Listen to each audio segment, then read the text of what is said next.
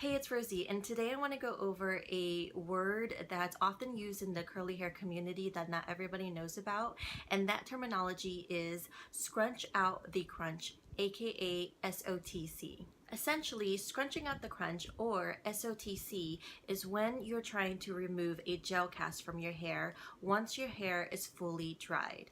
A gel cast can form regardless of whatever styling product you're using. So you could be using a mousse, a styling foam, a gel, a pomade, a butter, a cream, a custard, a hairspray. All of those will result in the same gel cast essentially. A gel cast isn't entirely a necessity for your hair. However, people find that forming a gel cast once their hair is fully dried indicates that their hair has enough hold and definition they need once they remove the gel cast.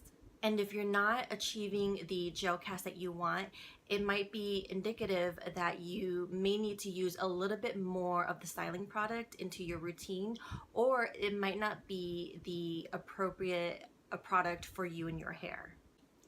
The most basic way to scrunch out the crunch is to essentially take your hands and cup your curls into the palm of your hands and scrunch your curls all the way up and squeeze a little bit, pulse a little bit, and release.